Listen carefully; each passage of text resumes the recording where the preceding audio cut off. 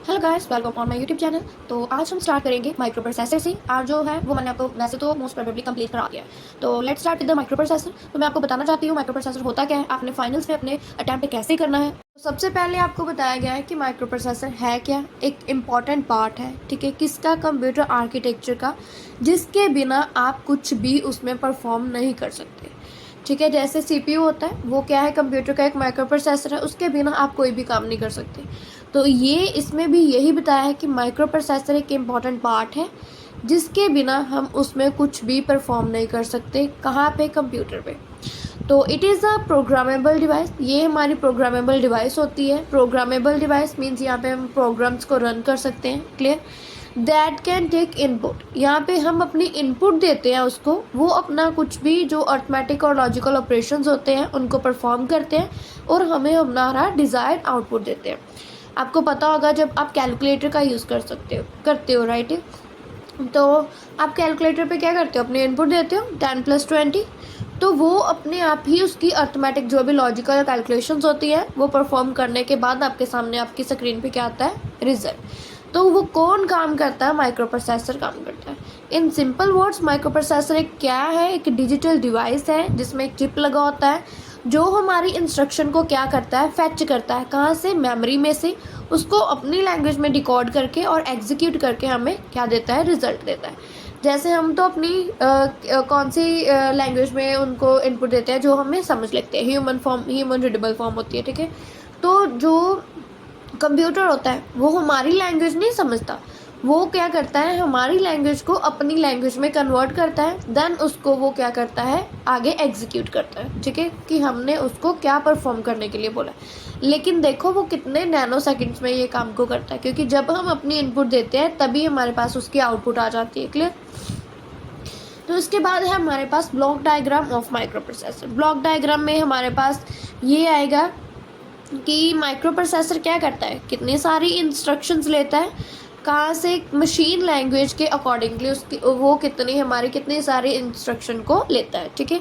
उन सभी इंस्ट्रक्शन को वो क्या करता है, एग्जीक्यूट करता है और प्रोसेसर को बताता है कि उसने क्या परफॉर्म करना है, कौन सा काम करना है। क्लियर।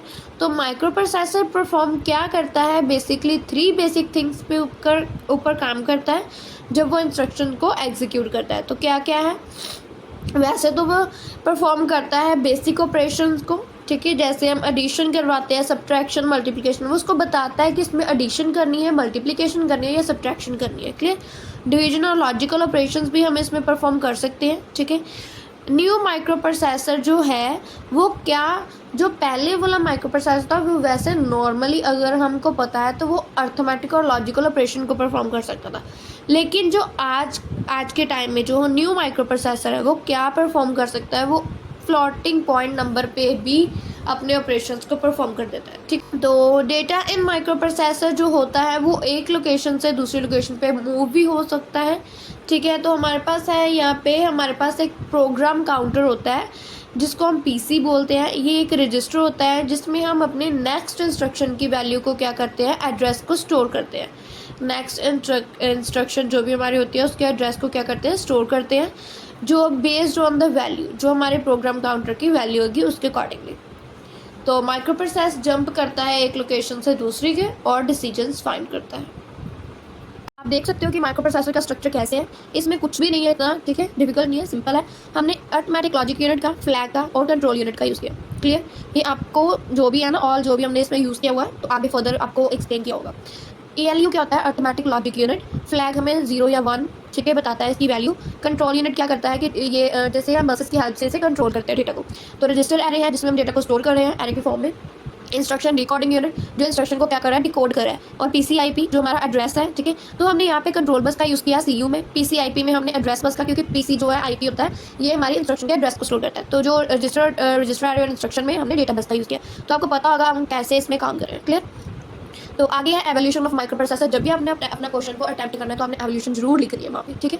इससे अच्छा इंपैक्ट पड़ता है और जो माइक्रो प्रोसेसर है वो फुली जो भी सब्जेक्ट में जो भी टॉपिक आएगा इस पर बेस्ड है, ठीक है, क्योंकि इसमें हम 4 बिट का माइक्रो प्रोसेसर, 8 बिट का, 16, 32, 64 बिट, यही हम इसमें रीड करेंगे। तो फर्स्ट जनरेशन में यहाँ पे बताया गया है कि 4 बिट माइक्रो प्रोसेसर आया था। किस ईयर में आया था, 1971, 1972 में। किसने लाया था, इंटेल कॉर्पोरेशन ने। क्लियर। तो इसका नेम हमने क्या दे दिया, इंटेल 4004। तो यही आएगा। ये किस काम के लिए यूज़ हो रहा था, ये परफॉर्म कर रहा था, इनिशियल माइक्रो प्रोसेसर क्या परफॉर्म कर रहा था, अर्थमेटिक एंड लॉजिकल फंक्शंस को। क्लियर है आपको इतना। इसमें कंट्रोल यूनिट आ रही थी जो इसके फैच कर रही थी, डिकोड कर रही थी और एग्जीक्यूट कर रही थी इंस्ट्रक्शंस को। तो आगे है सेकेंड जनरेशन।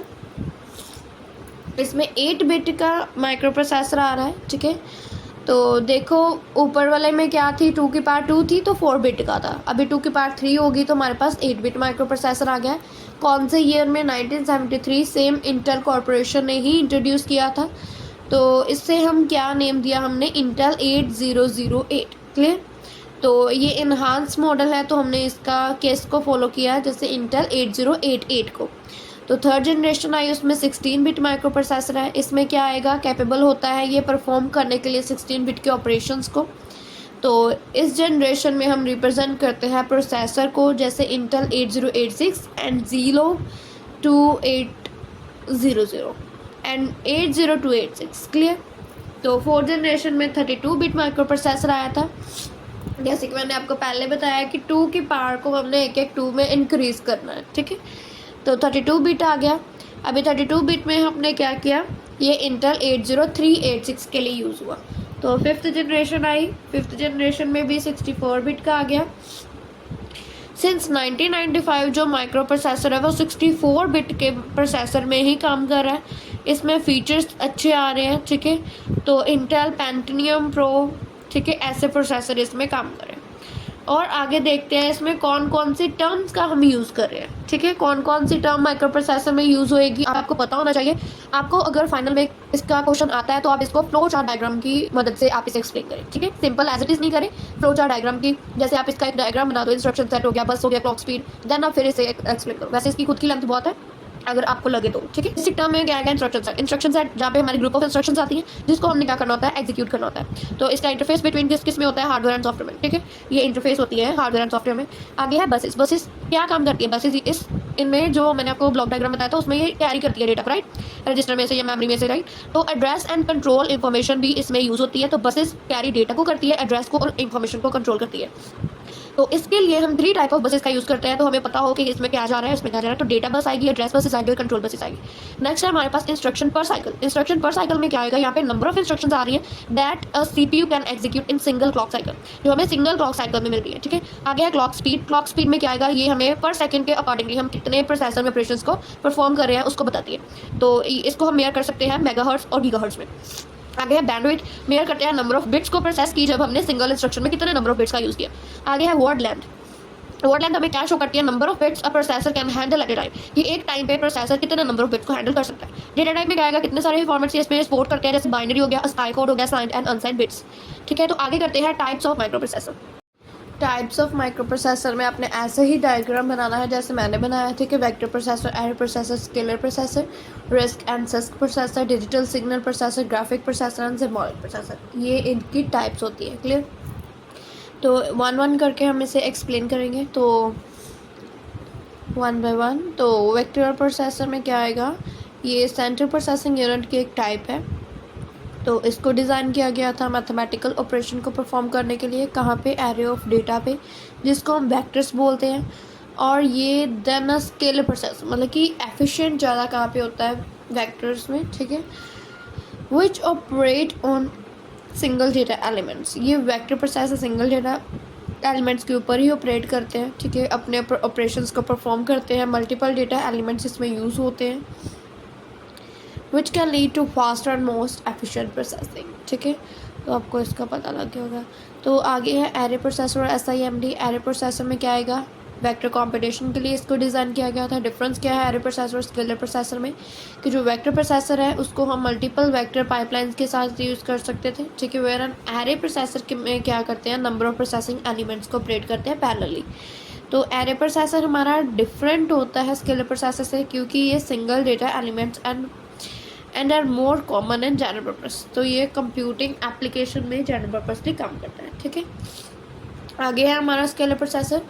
इस प्रोसेसर में हम एग्जीक्यूट करते हैं अपने स्केलर डेटा को, सिंप्लीफाई करते हैं अपने scalar processor, makes the processing of any only integer instruction using fixed point operands, यहाँ पे फिक्स्ड पॉइंट ऑपरेंड्स के इंस्ट्रक्शन को हम देखते हैं। पावरफुल स्केलर प्रोसेसर हमारे क्या करता है, makes the processing of both integer as well as floating point numbers.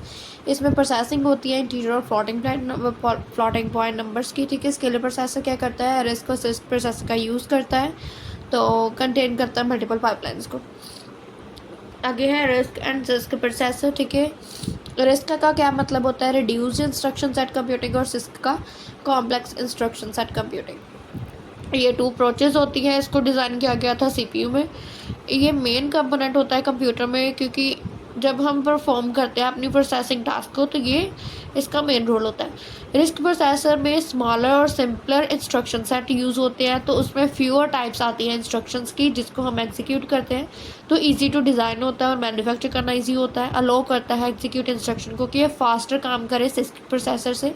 Risk processor use करते हैं हम डिवाइसेस में जिसमें हाई परफॉर्मेंस और लो पावर कंजप्शन का यूज़ होता है। सिस्क प्रोसेसर दूसरी साइड आता है, उसमें लार्जर और कॉम्प्लेक्स इंस्ट्रक्शन सेट आते हैं, ठीक है। इसमें हम एग्जीक्यूट करते हैं अपने वाइड रेंज ऑफ इंस्ट्रक्शंस को। ये मोर वर्साटाइल होता है, एक्सपेंसिव होता है एंड स्लोर होता है। यहाँ इसमें इंस्ट्रक्शन एग्जीक्यूट करना स्लोर होता है रिस्क प्रोसेसर से। जो सिस्क है वो डिवाइसेस में भी यूज़ होता है, क्योंकि इसमें फ्लेक्सिबिलिटी होती है, जैसे डेस्कटॉप कंप्यूटर्स में यूज़ होता है, ठीक है। तो आगे है डिजिटल सिग्नल प्रोसेसर।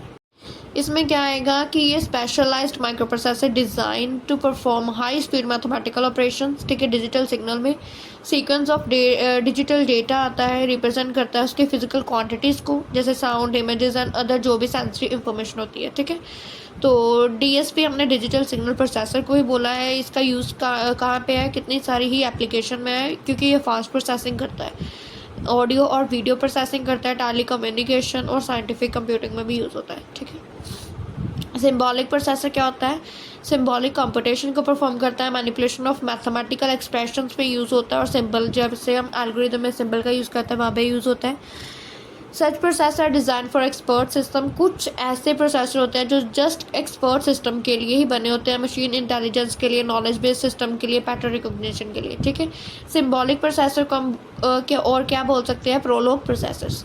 आगे है हमारा ग्राफिक प्रोसेसर। इसमें स्पेशलाइज्ड माइक्रो प्रोसेसर का यूज़ होता है। क्यों यूज़ किया गया है, इसमें एक्सप्लोरेट करने के लिए 2D एंड 3D ग्राफिक्स को हमने शो कराया कंप्यूटर सिस्टम में, तो ये डिवाइसेस में यूज़ हो रहा है, जैसे पीसी, लैपटॉप, स्मार्टफोन, गेमिंग में अभी आप देखते हो, है ना, 2D एंड 3D विजुअल्स आते हैं, तो ग्राफिक इसमें यूज़ हो रहा है।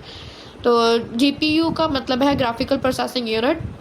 ये डिफरेंट है सीपीयू से, क्योंकि इसको डिज़ाइन किया गया था परफॉर्म करने के लिए जो कॉम्प्लेक्स कैलकुलेशन है वो हाई क्वालिटी ग्राफिक्स में होनी चाहिए, ठीक है। तो टास्क जो होते हैं वो रिलेट करते हैं ग्राफिक्स के साथ, शेडिंग होती है इसमें, टेक्सचरिंग होती है, ठीक है, जो सीपीयू में लाइक ऐसा, ठीक है, होता है, मोर एफिशिएंट होती है सीपीयू से। जो ग्राफिकल प्रोसेसिंग यूनिट होती है वो यूज़ होती है स्पेशलाइज्ड ग्राफिक हार्डवेयर में। तो आगे है इसमें एप्लीकेशंस आएंगी। ये computer embedded system, industrial automation, automotive and telecommunication में यूज़ हो रहा है। आप लाइन्स रीड कर सकते हो, ईजी है। जनरल आर्किटेक्चर से हम आगे स्टार्ट करते हैं। ये आता है, मेरे टाइम में क्वेश्चन आया था जनरल आर्किटेक्चर और माइक्रो कंप्यूटर, तो अगर आपको इस पर भी क्वेश्चन आता है तो आपने फुली फ्लैज ही एक्सप्लेन करना, जो मैंने अभी तक आपको किया ना, कुछ भी आएगा आपको इसके रिलेटेड आपने फुल एक्सप्लेन करना है, ठीक है। तो आगे है हमारे पास, जैसे कि मैंने आपको बताया था जनरल आर्किटेक्चर ऑफ कंप्यूटर। तो यहाँ पे क्या है कि कंप्यूटर हमारा कितने सारे काम करता है, तो हम उसको क्या बोलते हैं, मल्टीपर्पज़, ठीक है। तो ये मल्टीपर्पज़ प्रोग्रामेबल मशीन है। ये हमारी बाइनरी इंस्ट्रक्शन को रीड करती है मेमोरी में से, और बाइनरी डेटा को एक्सेप्ट करती है एज इनपुट, प्रोसेस करती है डेटा को अकॉर्डिंग टू द इंस्ट्रक्शंस के, ठीक है, और हमें रिजल्ट प्रोवाइड करती है एक आउटपुट में। तो फिजिकल कंपोनेंट आता है कंप्यूटर में, जिसको हम हार्डवेयर बोलते हैं। सेट ऑफ इंस्ट्रक्शंस आती है written from the computer to perform a task. तो हम कुछ इंस्ट्रक्शन का यूज़ करते हैं कंप्यूटर में कुछ टास्क को परफॉर्म करने के लिए, जिसको हम क्या बोलते हैं, program. And the computer include क्या क्या करता है, सीपीयू को, मेमोरी, इनपुट एंड आउटपुट को, ठीक है। तो देखो डायग्राम इसमें क्या आएगा, सबसे पहले इनपुट आएगी। इनपुट गई हमारी सीपीयू में, सीपीयू उसकी इंस्ट्रक्शन को फैक्च करेगा कैसे, मेमोरी से डेटा लेके, तो उसकी आउटपुट कैसे आएगी, जो भी उसका आंसर निकलेगा वो हमारे पास आउटपुट आ जाएगी, क्लियर। तो आगे है इतना, जब भी आपको आता है तो आपने जनरल आर्किटेक्चर ऑफ कंप्यूटर भी एक्सप्लेन करना है, जैसे कि मैंने आपको किया है। तो आगे है हमारा general architecture of micro computer. Micro computer में क्या आता है, सिमिलर है कंप्यूटर की तरह ही। यहाँ पे क्या आता है, सीपीयू के फंक्शंस में हम माइक्रो कंप्यूटर का यूज़ करते हैं, माइक्रो कंप्यूटर में हम परफॉर्म कराते हैं माइक्रो प्रोसेसर को, ठीक है। तो इसमें 4 कंपोनेंट्स आते हैं। यहाँ पे हम माइक्रो प्रोसेसर का input output and memory and क्या यूज़ करते हैं, ठीक है, मेमोरी का इनपुट आउटपुट का माइक्रो प्रोसेसर का यूज़ कर रहे हैं। तो कंपोनेंट क्या है यहाँ पे, आप देख सकते हो कॉमन कम्युनिकेशन पार्ट्स होते हैं, ठीक है। बस का यूज़ करते हैं जो हमारे कम्युनिकेशन कराती है। तो सिस्टम बस है वो किसके साथ अटैच है, इनपुट और आउटपुट और मेमोरी के साथ, ठीक है। मेमोरी में क्या आएगा, रैम और रोम, क्योंकि 2 टाइप की मेमोरी होती है। तो जो बस है सिस्टम बस हमने इसलिए लिखा क्योंकि उसमें हमारी डेटा बस भी आएगी, कंट्रोल बस भी आएगी और एड्रेस बस भी आएगी, तो उसको हमने सिस्टम बस लिख दिया। तो इनपुट आउटपुट आएगा, तो इसको सिस्टम बस को कौन यूज़ कर रहा है, माइक्रो प्रोसेसर यूज़ कर रहा है, ठीक है। ये सभी चीज़ें एक दूसरे के साथ अटैच्ड है। तो आगे है माइक्रो प्रोसेसर, एक जनरल पर्पस प्रोसेसिंग है, ठीक है, जिसमें हमने एक चिप का यूज़ किया है, जैसे कि मैंने आपको पहले ही बताया था, जो हमारे एग्जीक्यूट करता है हमारी इंस्ट्रक्शन को प्रोग्राम के अंदर, ठीक है। तो रिस्पॉन्सिबल होता है, परफॉर्म करता है हमारे सारे अर्थमेटिक और लॉजिक ऑपरेशंस को। यहाँ पे कंट्रोल करता है ओवरऑल सिस्टम ऑपरेशंस को, क्लियर। तो यहाँ पे डिवाइड किया हमने 3 सेगमेंट्स में, ALU, आप CPU तो आपको पता ही है, ठीक है, अर्थमेटिक, लॉजिक यूनिट और कंट्रोल यूनिट में आता है। एक हमने लिया रजिस्टर यूनिट।